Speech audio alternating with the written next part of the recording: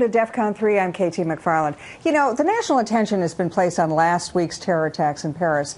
But meanwhile, the African terrorist group Boko Haram continues to launch attacks against civilians in Nigeria and in the surrounding West African region. Joining us with inside perspective are Ambassadors Princeton Lyman and John Campbell. Both served as U.S. ambassadors to Nigeria. Welcome, gentlemen. Let me go first to you, Ambassador Campbell.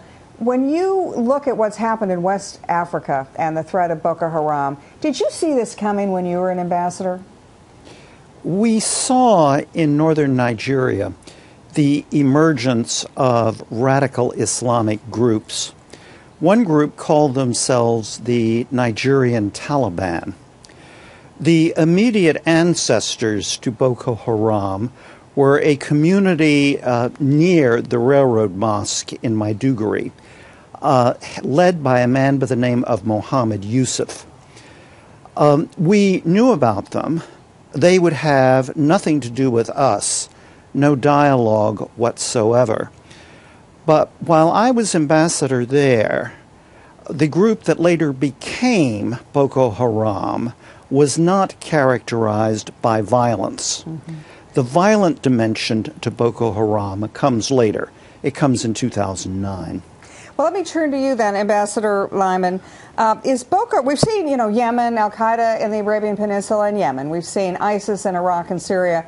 Is Boko Haram in West Africa the new front of Islamic jihad? Well, first of all, I think Boko Haram, which is a terrible organization, is focused almost exclusively on Nigeria. It doesn't seem to have the international agenda that some of these other groups have.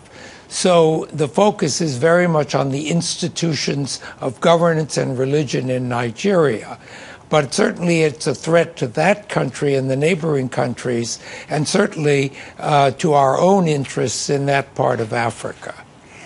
When you say that it's focused on Nigeria, let me turn to you, Ambassador Campbell. One of the things that has come out in the last week of the Paris massacres is that in major European cities there are these no-go zones where non-Muslims dare not go, that are governed by Sharia law. They seem to be sort of micro-states within the states.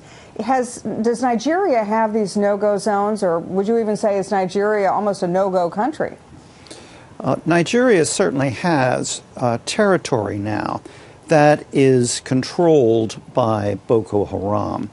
Some estimates are that it could be as much as 20% of the land area where Boko Haram controls pretty much all activity. It doesn't seem to govern the area. It rather can prevent other entities from governing. So yes, there is a no-go area in northeastern Nigeria. No media there, no diplomats there.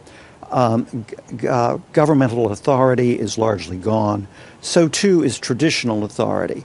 Boko Haram is quite murderous with respect to malams or imams who teach an Islam which is different from that of Boko Haram.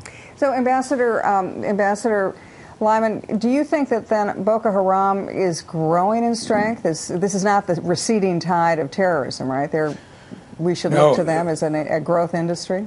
I think what's very disturbing is the growth of this organization from a very small radical sect into a major violent threat to a significant part of Nigeria, but I would say a national crisis in Nigeria. There's a presidential election just a month away, and this issue will be very much part of the election. The question of security and the government's ability to respond to this crisis, which has not been an effective response at all so far. Well, Ambassador Campbell, let me ask you, does the government of Nigeria have a handle then on dealing with Boko Haram? I would say at present it does not. Mm-hmm. There is, however, a program that was put together by the National Security Advisor, Sambo Dasuki, which essentially would shift the government's focus from counterterrorism to counterinsurgency. Lots of good ideas in it, but like any counterinsurgency program, it takes a long time to implement, and it also requires a lot of money. I want to ask you both as a final question. When we look at Boko Haram and all of West Africa, is this just poverty, or is it something ideological? Is it something bigger than just a poor country, unemployed youth join radical organizations? Let me start with you, Ambassador Campbell, and then we'll go to you to finish, Ambassador Lyman. Well, what does Boko Haram say? What Boko Haram says is that its goal is the establishment of God's kingdom on earth through the achievement of justice for the poor by the rigid implementation of Islamic law. I would suggest that this is not a political program, this is a religious program. And one of the very difficult things for we outsiders, we Westerners, to get our hands around is this religious dimension to Boko Haram. Ambassador, and let me turn to you for the closing remarks. Look, what Boko Haram has been able to tap into is the long-time poverty in every respect of northern Nigeria, and therefore be able to tap into youth unemployment and disillusionment, but also the failure of government over a long period of time to address good governance and development. It is a religious movement, but it has attacked the institutions of Nigerian governance and religious leadership and tapped into a failure.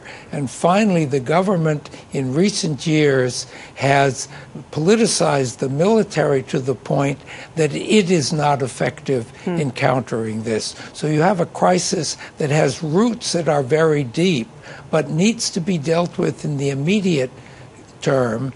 And the government's ability to do that and the ability of the elites of Nigeria to come together around this crisis, these are the things that are lacking right now.